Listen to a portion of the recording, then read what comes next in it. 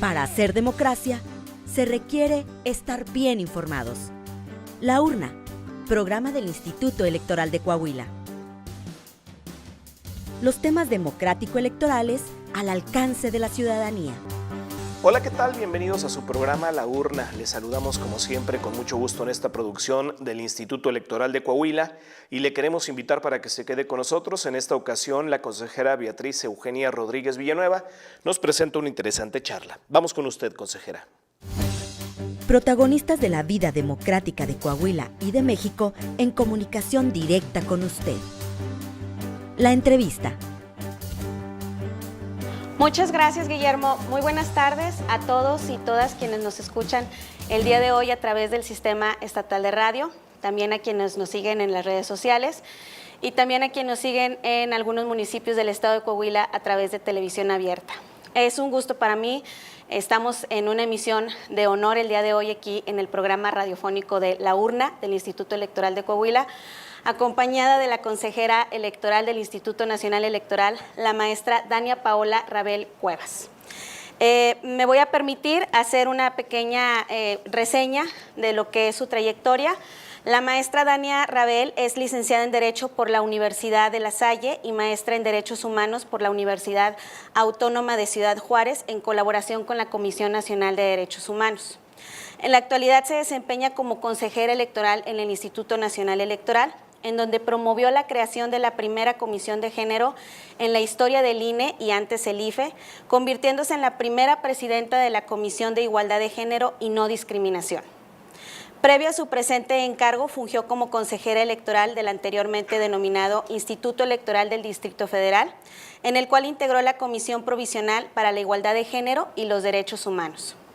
En el ámbito académico ha colaborado en diferentes publicaciones nacionales, entre ellas el libro El Camino al Empoderamiento Político de las Mujeres, una experiencia de gestión desde el Instituto Electoral del Distrito Federal, con el ensayo Nosotras Construyendo la Igualdad. Además, ha escrito diversos artículos vinculados con temas de paridad de género y violencia política contra las mujeres por razón de género. Ha disertado en varias mesas de trabajo, conferencias magistrales, seminarios y talleres sobre estos temas. Participó en el evento Intercambio de Experiencias entre Bolivia y México sobre la participación política de las mujeres sin acoso ni violencia, llevado a cabo en La Paz, Bolivia, así como en el Seminario Internacional La Participación Política de la Mujer, la experiencia de América Latina que se llevó a cabo en San Salvador.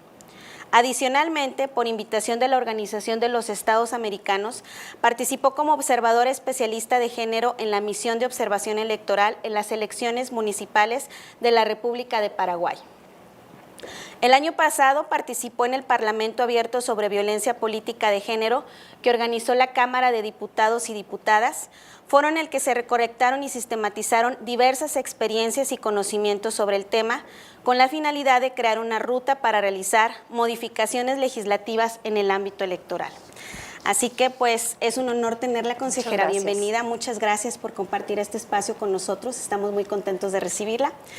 Y pues empezando directo al tema, la democracia como término y en sí misma hemos visto que ha ido evolucionando, de una o de otra forma se adapta a las necesidades de las sociedades, está en constante cambio y actualmente en este contexto escuchamos algo que se llama democracia incluyente. ¿Qué es la democracia incluyente? Bueno, quiero comenzar agradeciendo mucho la invitación a su programa. Muchas gracias, consejera Beatriz, por hacerme esta entrevista. Espero que nuestra audiencia no se haya aburrido con la lectura del currículum.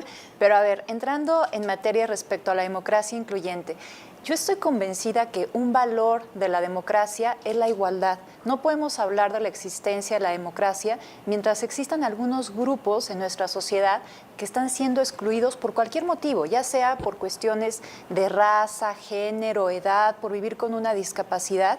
No podemos decir que tenemos una democracia mientras todos los sectores que viven en una sociedad no estén incluidos. La democracia no es nada más para algunos, la democracia es para todos. Entonces, aunque es para mí un poco redundante este término de democracia incluyente, creo que es importante porque visibiliza la necesidad de que la democracia requiere forzosamente la inclusión para existir.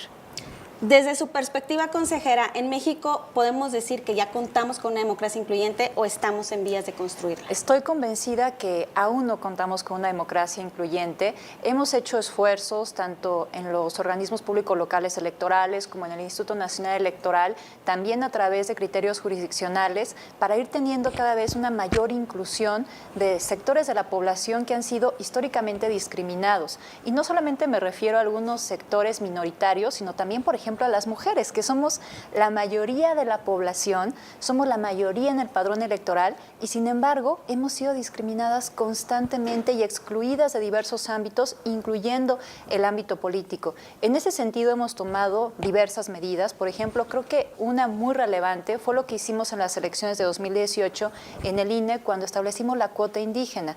Nosotros tenemos 28 distritos electorales federales que consideramos como indígenas porque tienen una población por lo menos del 60% de personas indígenas. Y lo que dijimos ahí es que los partidos políticos tenían que postular a personas indígenas, que se autoascribieran como indígenas. Ahora, algo bien relevante para mí en este tema fue que focalizamos el principio de paridad de género en esas postulaciones, porque hay que reconocer que las mujeres indígenas están todavía más expuestas a la vulneración de sus derechos. Entonces, ciertamente el principio de paridad de género se tiene que ver como un todo en todos los registros de las candidaturas, pero en ese caso, para asegurar que sí postularan a mujeres indígenas, dijimos, vamos a focalizarlo para que la mitad de esas postulaciones sean para mujeres. Creo que ese fue un paso importante, pero a ver, todavía tenemos muchas cosas más por hacer. A pesar de que en este tema en específico tenemos ya el criterio de la Sala Superior que habla de la autoascripción calificada para asegurar que las personas que son postuladas en esta cuota efectivamente sean personas indígenas o sean personas vinculadas con la comunidad que va a defender sus intereses, lo cierto es que creo que tenemos que mejorar esos mecanismos de comprobación. Eso creo que es un reto.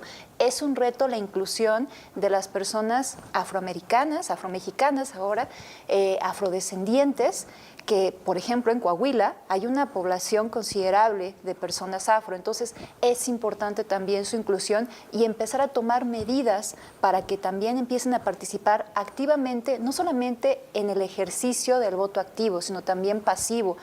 Hay que incluir a las personas trans, por ejemplo, dentro de la comunidad LGBTIQ, creo que me parece que son las que más están expuestas a la discriminación. Entonces, en verdad todavía hay mucho trabajo por hacer, pero sí estoy convencida que vamos en el camino correcto. En el camino correcto.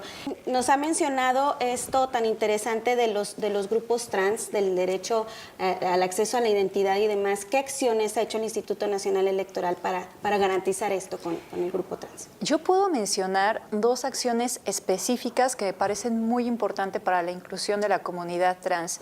Una fue el llamado coloquialmente protocolo trans para asegurar que las personas pudieran votar aun cuando su fotografía y los datos plasmados en su identificación, en su credencial para votar, no coincidieran plenamente con su expresión de género. Creo que ese fue un gran avance porque las personas trans simplemente no podían votar por ser quienes son el día de la jornada electoral, por verse como quieren verse y porque en muchas entidades federativas, en la mayoría, no existen leyes de identidad de género que les permitan hacer las modificaciones de su acta de nacimiento, por ejemplo, y por lo tanto no podían modificar su credencial para votar. Entonces creo que eso fue un gran avance y yo aquí quiero hacer énfasis en que ese gran avance no se hubiera logrado sin lo que se hizo en el Instituto Electoral de la Ciudad de México en su momento.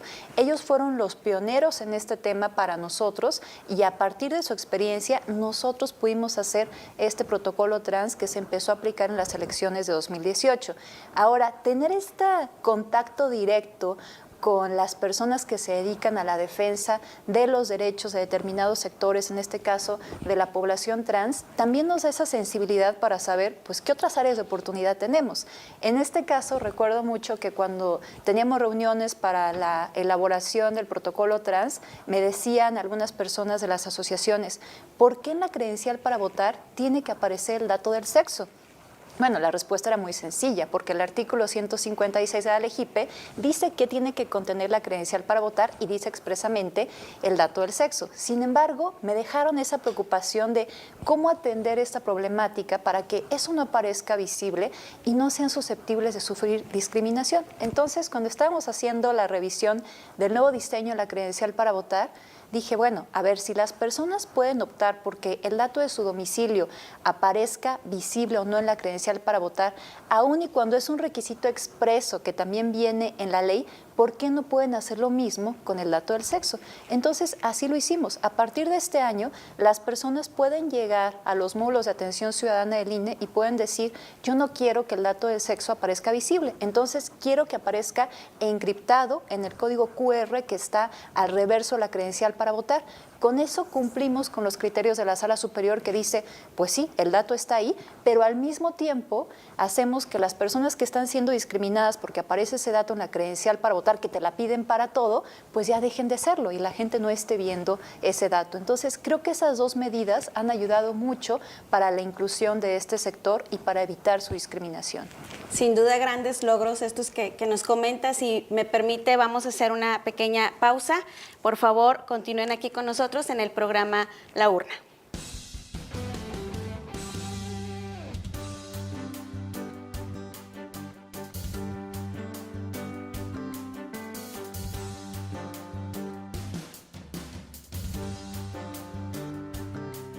Gracias por seguirnos acompañando en esta emisión del programa radiofónico del Instituto Electoral de Coahuila, La Urna. Como sabemos, el día de hoy estamos acompañados de la consejera electoral, la maestra Dania Paola Rabel Cuevas, quien nos está hablando de lo que es la democracia incluyente y todos los rubros que abarca y los logros que se han tenido en este sentido. Continuando, consejera, sabemos que la lucha para que las mujeres accedan a cargos públicos ha sido muy grande, pero además la lucha para que se mantengan en esos cargos públicos también ha sido muy fuerte. En este sentido también, ¿qué medidas ha tomado el Instituto Nacional Electoral para ayudar en este tema? A ver, yo creo que el mayor obstáculo al cual se están enfrentando hoy por hoy las mujeres para poder ejercer plenamente sus derechos político-electorales es la violencia política contra ellas por razón de género. Es un tipo de violencia que tiene como objeto que no ejerzan sus derechos en el ámbito político por el simple hecho de ser mujeres. Y es una violencia que trasciende, digamos, las campañas electorales, porque muchas veces, aun cuando son electas, siguen sufriendo este tipo de violencia. Una de las medidas que hemos adoptado en el INE en ese sentido, pues fue unirnos con otras instancias para hacer el protocolo para la atención de violencia política contra las mujeres por razón de género, que define claramente qué es la violencia política contra las mujeres por razón de género. Ante la falta de una tipificación federal, es muy importante esta definición porque nos da claridad a las autoridades y también a las posibles víctimas para que puedan identificar cuando se encuentren en estas situaciones. Yo destacaría pues digamos 3 elementos de esta definición. Son aquellos actos u omisiones que se dirigen en contra de una mujer por el simple hecho de ser mujer y que tienen como objetivo menoscabar sus derechos político-electorales. Esos son para mí los elementos fundamentales de la violencia política. Ahora, algo que hicimos para poder atender esta problemática ante la falta de tipificación fue adoptar esta definición y ponerla en el reglamento de quejas y denuncias. Con eso nosotros tenemos un asidero legal para poder conocer las quejas y denuncias que se nos presenten por este motivo. Ahora, creo que en esta materia, como más hemos avanzado es a través de criterios tanto de las autoridades jurisdiccionales como de la propia Autoridad Administrativa Electoral Nacional. Un criterio fundamental fue lo que hicimos cuando en 2018 en Chiapas tuvimos conocimiento de que muchas mujeres, después de la jornada electoral, a las cuales les podía corresponder un lugar por la vía de representación proporcional, comenzaban a renunciar. Mujeres a las que les podía corresponder un lugar en los cabildos o en el Congreso y que simplemente llegaban a renunciar. De repente nos avisaron del Instituto Electoral y de Participación Ciudadana de Chiapas que ya tenían 77 renuncias, 66 ya ratificadas. Casi todas eran de mujeres. Cuando se acercaban y les preguntaban por qué estaban renunciando, pues la mayoría no estaban bien informadas, decían que era porque no sabían que les podía corresponder un lugar por la vía de representación proporcional. En su partido intencionalmente les dieron información falsa porque les decían que como ellas no habían ganado por la vía de mayoría relativa, entonces lo que les correspondía era ir a renunciar al OPLE. ¿Qué fue lo que hicimos en ese caso? Atrajimos ese asunto en el INE para establecer un criterio general con una premisa muy clara. Un lugar que tiene que ser para una mujer, se le tiene que dar forzosamente a una mujer. Entonces, teniendo esta premisa clara, pues lo que dijimos es, a ver, si hay un partido político que en su lista de representación proporcional ya no tenga mujeres, pues entonces vamos a ver si por la vía de mayoría relativa tiene todavía alguna. Si tampoco, pues mala tarde para ese partido político porque va a perder ese lugar que le correspondía y se le va a pasar a otro partido político que fortuitamente sí tenga mujeres. Entonces creo que con esto logramos atender ese intento de simulación al principio de paridad, pero no solamente en Chiapas. Al establecer un criterio general, pues este es vinculante para todos los organismos públicos locales electorales de todo el país. Y además también dijimos, esto es pues nada más para que no se preste a que no se cumpla con el principio de paridad, pero con independencia de eso, se tienen que iniciar procedimientos sancionadores para ver si hubo coacción para que las mujeres renunciaran.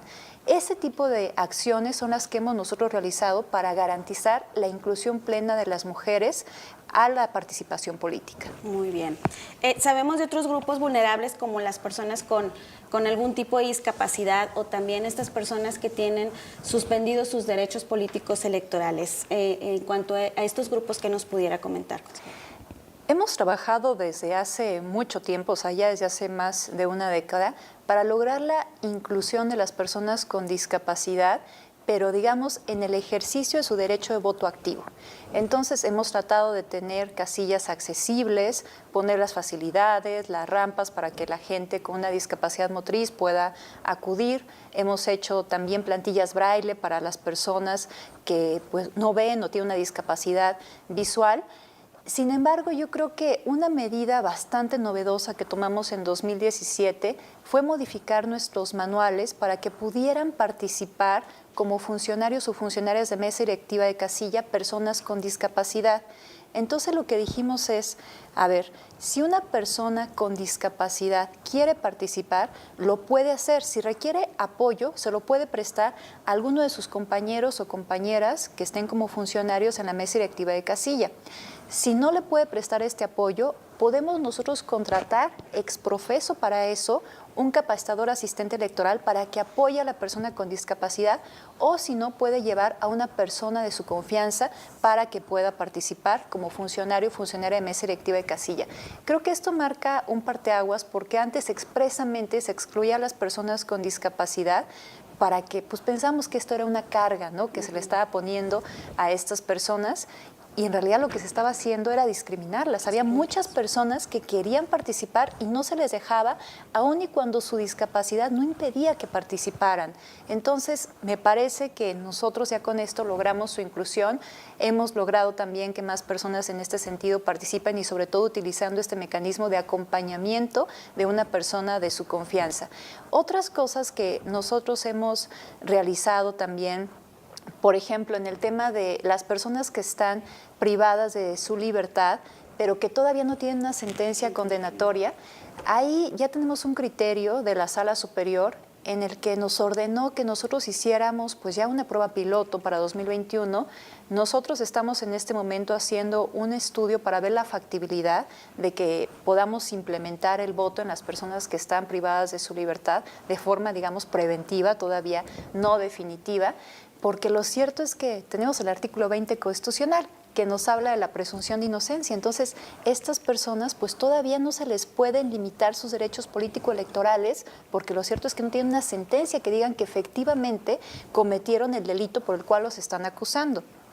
Otra sentencia pues bastante novedosa porque hace relativamente poco, apenas la pasada sesión de Consejo General le dimos cumplimiento, es de la Sala Regional de la Ciudad de México, en donde nos dijo que a una persona, aun y cuando no está privada de su libertad, pero que nosotros tenemos un aviso de algún juez, alguna jueza diciéndonos que pues, se le empezó una causa penal y que por ende le deberíamos de privar de sus derechos político-electorales, lo que nos dijo la Sala Regional de la Ciudad de México es, bueno, es posible entonces, si tienes ya ese mandato de una autoridad jurisdiccional, que lo hagas, que no pueda ejercer su derecho a votar con la credencial para votar, pero le tienes que garantizar su derecho a la identidad. El derecho a la identidad es un derecho humano y además la credencial para votar pues es la identificación más confiable, conocida y usada en el país y se convierte en la llave de acceso para el ejercicio de otros derechos y para cosas tan fundamentales como el acceso a la salud, por ejemplo, ¿no? O a una pensión. Entonces lo que nos dijo la sala es, a ver, le vas a dar la credencial para votar a esta persona, pero únicamente la va a poder utilizar como medio de identificación y vas a poner una anotación en la lista nominal de que esta persona está momentáneamente suspendida de sus derechos político-electorales, pero la credencial para votar se le tiene que expedir. Entonces, bueno, hemos avanzado en diversos sectores en esta materia, pero insisto, todavía nos falta mucho por hacer. En este camino que mencionas que nos falta por recorrer, sabemos que México es un país con una gran diversidad social, cultural, hasta geográfica. Además de seguir estas directrices nacionales, generales, ¿qué podemos hacer desde lo local para ayudar a esta construcción de democracia incluyente? Yo estoy convencida que en lo local se tiene una gran ventaja porque hay un contacto directo con la ciudadanía, se conoce muy bien el contexto, las exigencias y las necesidades de la sociedad en un lugar en específico. Tienen esa ventaja que a veces nosotros desde el INE no tenemos. Y me parece que quedó totalmente demostrada. Te voy a platicar como toda la historia del antecedente del protocolo trans en la Ciudad de México. O sea, yo creo que los institutos electorales locales tienen la posibilidad de ser creativos, sensibles e innovadores, particularmente en esta materia. Lo que ocurrió en la Ciudad de México con el tema de la comunidad trans fue que en 2012, cuando se advirtió que había actos de discriminación cuando las personas trans querían ejercer su derecho a votar, pues entonces se emitió una circular para que pues, se conminara a todos nuestros órganos desconcentrados en ese momento de la Ciudad de México para que no discriminaran a las personas en el momento de ejercer su derecho a votar. Desde luego, para 2015 se dieron cuenta que esto no era suficiente, había que hacer algo más. También la presidenta de CONAPRED de la Ciudad de México, pues en su momento lo dijo, ¿no? Eso no fue suficiente, de todas maneras hubo quejas de que personas fueron discriminadas por ser personas trans. Entonces nos sentamos con ellos y dijimos, ¿qué más podemos hacer en 2015? Y hay que recordar ahí que pues eso ya fue después de la reforma de 2014 y por lo tanto la rectoría de las casillas ya la tenía el Instituto Nacional Electoral. Nos sentamos, en ese momento yo trabajaba en el IEDF todavía, y nos sentamos con la presidenta de COPRED de la Ciudad de México a ver qué podíamos diseñar. Hicimos unos trípticos en donde se daban instrucciones precisas al funcionariado de la mesa directiva de casilla para que no discriminaran, pero les decíamos, si tienes duda de que la persona que está llegando con la credencial para votar sea la titular de esa credencial para votar, pues entonces te puedes fijar en algunos rasgos característicos que no cambian en la persona, como el tamaño de la frente, la distancia de los ojos, la forma de las orejas, cosas como esas. Hay que decir que esto después vimos que también podía rayar un poco en la discriminación, pero fue el primer paso que vimos para tratar de confluir entre un derecho humano y también entre dar certeza, ¿no?, a que la persona que votara fuera efectivamente la titular de la credencial para votar. Así lo hicimos, pero como ya tenía la rectoría de estas casillas el INE, nos sentamos con la Junta Local, les planteamos la problemática y dijimos que si podíamos introducir esta documentación adentro de las casillas y nos dieron permiso. Entonces, cuando en 2018 teníamos la discusión del protocolo trans, yo les decía, a ver, nada más hay que tener en cuenta algo, en la Ciudad de México ya se hizo esto y además nosotros ya tenemos la rectoría de esa casilla. En atención al principio de progresividad de los derechos humanos, nuestra base mínima por hacer es eso, se convirtió la base mínima en lo que nos impuso o pues digamos en el camino que nos fijó el Instituto Electoral local. Sí. Y eso fue una gran ventaja, por lo menos en la discusión, en el debate, yo les decía, en la Ciudad de México no podemos hacer nada menos de eso. Si ustedes deciden no hacerlo ya a nivel nacional, puede ser, pero nosotros estaríamos cometiendo una violación constitucional al principio de progresividad de los derechos humanos si no hacemos al menos eso en la Ciudad de México. Eso me dio, pues digamos, mayor ímpetu para que esta posibilidad de que tuviéramos un protocolo trans pudiera concretarse. Entonces yo creo que de verdad las innovaciones, las cosas que se hagan desde lo local nos pueden fijar las metas para que después nosotros podamos seguir trabajando en eso y yendo a más en el Instituto Nacional Electoral.